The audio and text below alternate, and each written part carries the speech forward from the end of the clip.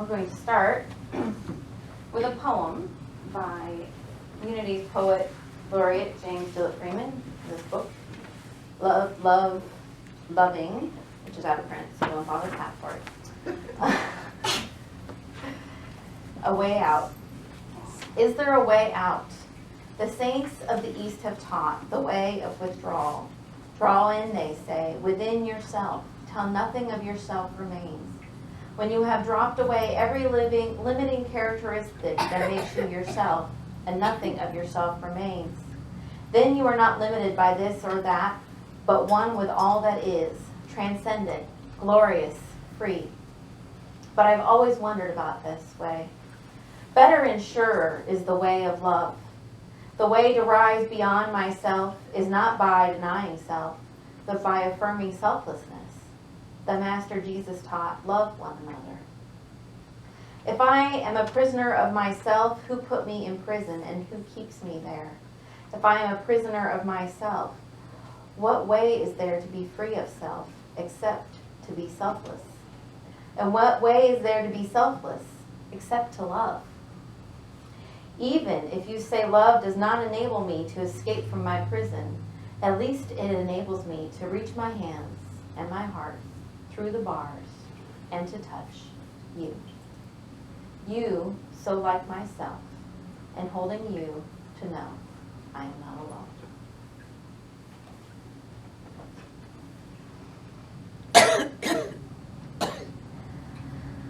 Today has been declared by history and tradition and Hallmark as a day of love. And if you walk through pretty much any store, you will see plastic red hearts and flowers that have tripled in price this week. School kids give Valentines to their classmates, keeping the very best ones for their favorite people. And many adults who find themselves without a romantic partner find ways to deal with various levels of humor and self-pity. I am not saying that there's anything wrong with taking this time to tell people in your life that you care about them. But I call foul in this idea that romantic love is the only pinnacle experience. Charles Fillmore, the co-founder of Unity, wrote that love is the pure essence of being that binds together the whole human family. The pure essence of being that binds together the whole human family. That's pretty sizzly, but a friend of mine flipped that into more modern terms and he said, well, love is the superglue of the universe. Which I think is pretty fun too. Love in its many forms, both as a feeling and as a faculty beyond feelings, is very powerful. Martin Luther King Jr. is quoted as saying, I will stick with love. Hate is too great a burden to bear. That really touches me because, so let's unpack that. So on this day of love, what does it really mean to unpack or stick to love? What if we consistently moved our focus from hate, disgust, condemnation, fear, to love, compassion, understanding? What if we took whatever energy that we have put into being against and shifted it to being for? This seems like a simple practice, but it can have a great big difference cumulatively. And when I say being against and for, it doesn't mean that we necessarily have a different view on something, but instead of putting our energy into fighting against something, why can't we put our energy into supporting the solution? So the cumulative effect. For instance, gravity. It's a big force in the universe, right? It's the thing that keeps us stuck here on the earth instead of kind of floating about. It keeps the atmosphere stuck here too, which is nice. It's the thing that keeps the earth connected to the moon, and it keeps us connected to the sun, and it keeps the sun going around the Milky Way, and the whole thing, right? It's kind of a big deal, gravity. And so this gravity, this brings these masses together, and when the masses come closer, they have even more power and they bring even more mass in. And so that's the cumulative effect. And I think that that relates very much to how we can see and use the power of love. And that superglue effect. Because when we radiate love, we create a bond. We increase our ability to connect, and we continue to do that. Now, it's true that bringing together energy does happen and does work with other ideas. Even hate can bring together people and ideas. But I don't believe that it's as strong as love, because it's like trying to use Elmer's to put your, mug that broke back together. It's not going to work for very long, because hate takes a lot more energy to keep up.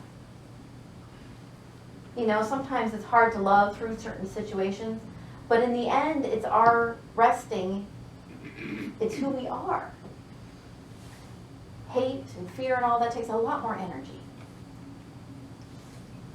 So how do we increase our love gravitational pull? Some of you may be looking for a romantic partner and want to know the answer to that very much. And others of you may be wondering how other important relationships can be healthier. Or you're looking to increase your circle of dear friends. Now, I believe the most important love relationship that you can nurture is that of loving yourself. What if we made the same promise of releasing hate, disgust, condemnation, and focusing on love, compassion, and understanding with ourselves? There's a song by New Thought artist Ricky Byers-Beckwith that's been kind of like, as I'm thinking about the theme for the week, it's like things pop up, and so I'm standing there in the shower or whatever, and these are the things that pop in my mind. And the song goes, I love myself so much that I can love you so much, that you can love you so much, that you can start loving me. And it goes back to the beginning. I love myself so much. Because I love myself so much, and that makes me able to love others and continues that circle, that cycle of becoming more and more massive in our ability to bring in others to our circle of love. Ha ha ha. Indeed, being the person that you want to love is the best prep work you can do to attract and transform the relationships to be beyond your wildest dreams. Now, a friend of mine recently entered into this wonderful, violins in the background type of relationship, and they are meeting each other right in the right place, in the same place. And they want the same things for their futures, they line up on all the important things, and they're present with each other when there's hiccups. But here's the thing, they've been circling each other for years now. Years. They've been kind of circling each other, and it hasn't been right, or it hasn't, nope, not going to work. Okay, go off and do other things. And they weren't ready for this relationship yet. They were having to deal with stuff in their own lives and stuff. And as they did those things, as they became more of who they really were through practicing self-love, healing, etc., they did finally come to the place where they drew into one another. And now I've heard this kind of story over and over. You probably have heard or seen that happen in your life or in people's lives around you. Not just with romantic relationships, with friendships. You might have met somebody a long time ago, and they're a nice person, and then you run into them 5 or 10 years later, and all of a sudden you're like, oh my gosh, you're an amazing person. Let's be best friends forever, or whatever it is. And these kind of things happen, right? Because you're a different person. You've become, hopefully, more of your best self, and hopefully they have too. And so that's why you click. So another attracting force that's out there is electromagnetism. Ooh.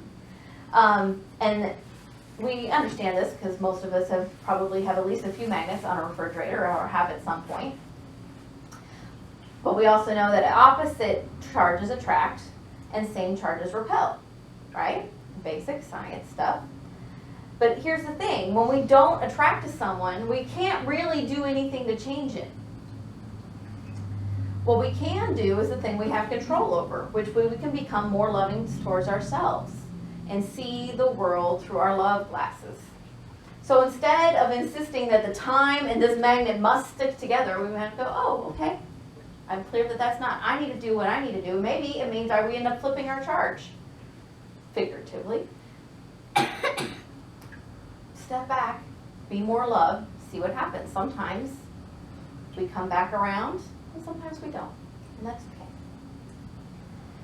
So in the book that we've been loosely playing with, Break Your Life, there's a list of affirmations to promote self-love. Now this is in the section on attracting a partner, but like I said, I think that working on that loving yourself thing is the most important thing you can do, whether or not you're looking for a romantic partner or just looking to boost your life.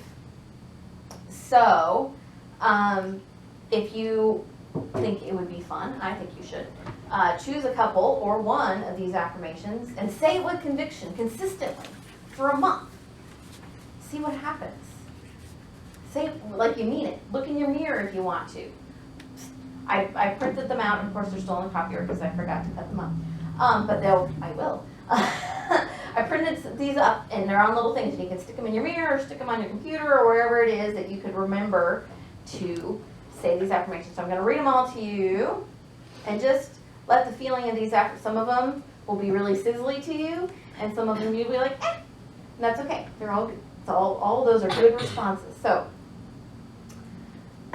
affirmations to love, be more love for yourself. I am in love with life, and life is in love with me. I am living the great romance of all time. It is with life itself.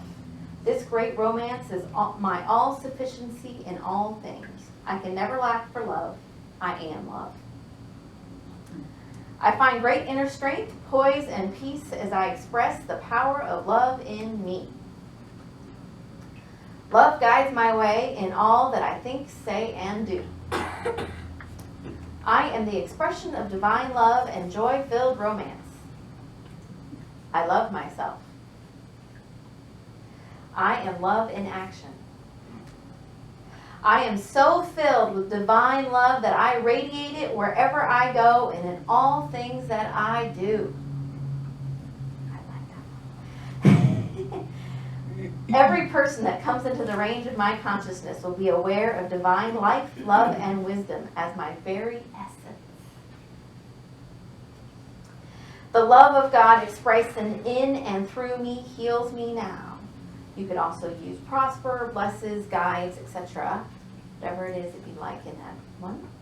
I am a love magnet. God is love. I am love. I am lovable, loving, and loved. So, some of those are pretty sizzly, huh? Yeah. So, your homework is to get one of those little slips, or several of those little slips, and try it out and see what happens. So, as we are increasing our self-love ability, we hopefully are increasing our ability to see others with love and compassion as well. Now, love is not something that comes from outside of us. It's one of the forces inherent in us that are bigger and stronger than emotion. Love is the power that binds us together. And it's your very essence. You know, our biggest mistake is thinking that we must come from somewhere other than the infinite storehouse within. That's where love comes from. It's the infinite storehouse within. It doesn't come from an external source like I need someone to love me.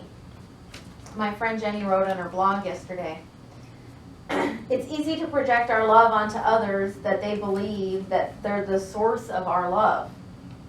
But actually, they are a reflection of it. Mm-hmm. So we've talked about the attracting force of love and loving ourselves first. But what about love in our relationships? I mean, you know, it's Valentine's Day. Remembering that others are reflections of our own love. Well, you probably heard from 1 Corinthians, love is patient, love is kind, love is not envious or boastful or arrogant or rude. It does not insist on its own way. It is not irritable or resentful. It does not rejoice in wrongdoing, but rejoices in the truth. It bears all things, believes all things, hopes all things, endures all things. Now, I think all these things are great, and I agree. And yet, I know I have been guilty of impatience, unkindness, rudeness, being irritable, and all the rest with people I love. Anybody else, maybe, has done that? Thank you. We have a few. Truth. Now, I could sit and be impatient with myself over being impatient. But honestly, does that really help anything? Now, I say that it's more productive to put on my love glasses. What can I do that is the most compassionate now? Because we can't change the past. We only change how we think about the past, right? So what can I do now? Can I apologize? Can I forgive? Can I heal whatever triggers launch me into unkind behavior? There's something. Can I learn from the past in order to be more loving and compassionate in the future?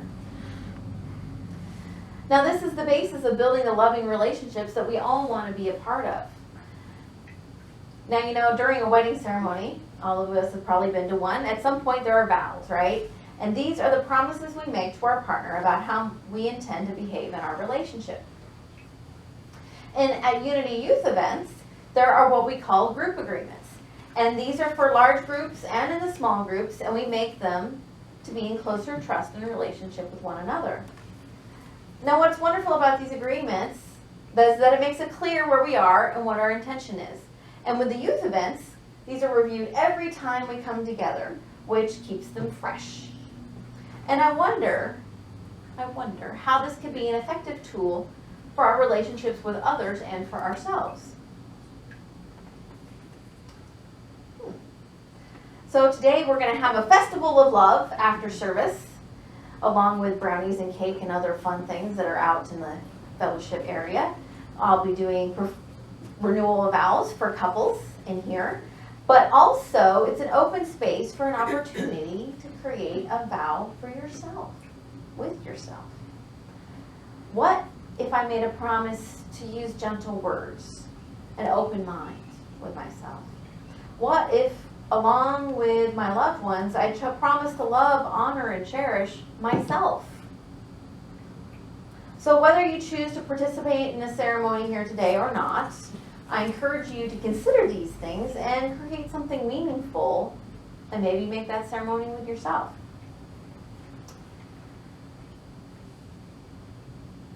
So whether you've made an agreement to be in a loving relationship with someone or not, you are an ambassador of love.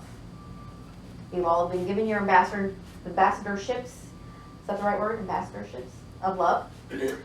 You are a mighty attracting force of love. We're here to be and express love. We can be like Cougar and change all the minds of all those people to be love. And we can do that out in the world. Our challenge is to respond to every situation in our life with love and compassion. And so here's a fun thing. I don't know if you know this, but this week, the week surrounding Valentine's Day, is Random Acts of Kindness Week. Yes, some of you knew that but forgot, I can tell. So, along with going out and being an ambassador of love and practicing more of loving yourself, I also challenge you to go out and find some ways to go and practice random acts of kindness.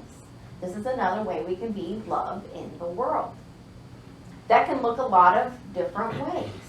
Use your imagination. One year, right after Valentine's Day, when all the flowers that were ridiculously overpriced are now like super clearance, Mary Ellen and I went and got a bunch of carnations. And we went to the downtown area of the Lee Summit, the town we lived in, and we went and handed out carnations to people, just everybody. Here you go, happy Random Acts of Kindness Day. And we handed out like 4 dozen carnations. It was awesome, super fun, made a huge, and so you can do something like that, or you can make sure you give that extra smile to the people you run into along the street. pay for the coffee behind you, whatever it is, you know, do those little things. And this is a way that we become an attracting force of more love and kindness and peace and all the things that we want in the world. So, while today may be the day that we celebrate love, you get to choose every moment, every day that you see the world and yourself with your love glasses.